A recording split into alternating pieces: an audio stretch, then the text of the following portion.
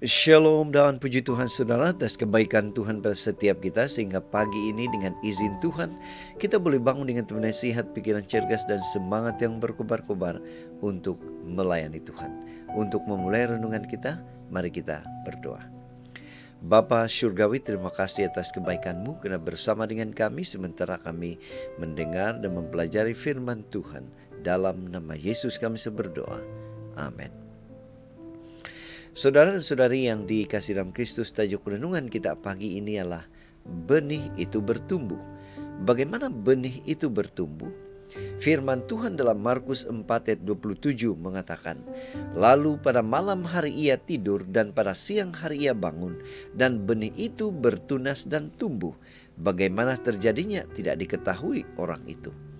Saudara, bacaan kita hari ini kita boleh baca dalam Injil Markus 4 ayat 26 hingga 29. Ini merupakan perumpamaan Yesus tentang benih yang tumbuh. Nah, apa message Yesus dalam perumpamaan ini sebenarnya? Sebuah ilustrasi. Setiap petani pasti berharap agar setiap benih yang ditabur tumbuh dengan subur dan menghasilkan buah yang terbaik. Karena itu dia menyiapkan benih yang terbaik, memberi bajak subur kepada tanahnya, dan mencari musim paling sesuai, serta menunggu benih itu akan bertunas dan terus bertumbuh.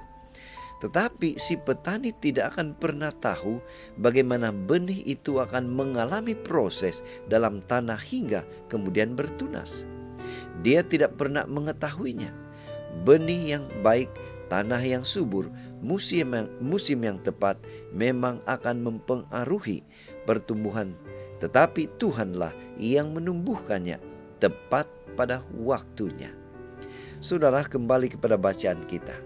Yesus menggunakan perumpamaan tentang benih ini untuk mengajar para muridnya bahwa setiap benih firman yang diberitakan suatu saat akan bertunas, bertumbuh dan berbuah. Seperti seorang petani yang tidak pernah tahu bagaimana benih yang ditanamnya bertumbuh, demikian benih firman itu bekerja secara tersembunyi dan rahasia, tidak terlihat oleh mata manusia. Tuhan telah bekerja dengan caranya untuk menumbuhkan benih firman yang didengar oleh seseorang, dan bagaimana terjadinya tidak seorang pun mengetahuinya. Tuhan pasti menumbuhkan benih firman itu dalam hati seseorang menurut waktunya yang tepat.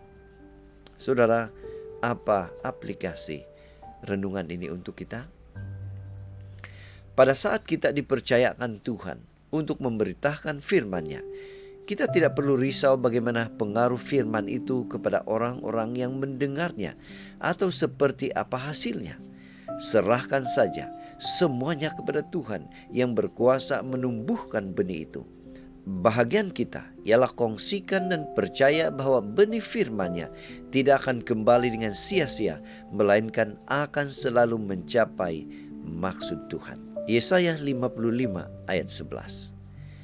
Itu sebabnya pada pagi ini mari kita ingatkan diri kita untuk tetap setia mengongsikan firman Tuhan. Tidak satu pun tahu bagaimana sebutir benih akan tumbuh. Demikian Tuhan menumbuhkan benih firman dan mengubah hidup orang lain. Inilah doa dan harapan kita. Mari kita bersyukur. Kita berterima kasih kepada Tuhan karena Dia memampukan kita, menguatkan kita untuk tetap setia mengongsikan firman Tuhan tanpa risau bagaimana ia bertumbuh.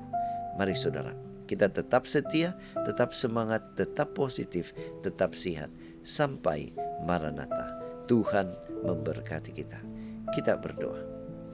Bapa Syurgawi, terima kasih atas kebaikan-Mu karena memampukan kami untuk mengongsikan firman Tuhan dengan penuh semangat. Berkenan dengan bertumbuh, kami serahkan kepada Tuhan karena Tuhanlah yang tahu tepat waktunya. Dalam nama Yesus kami berdoa. Amin.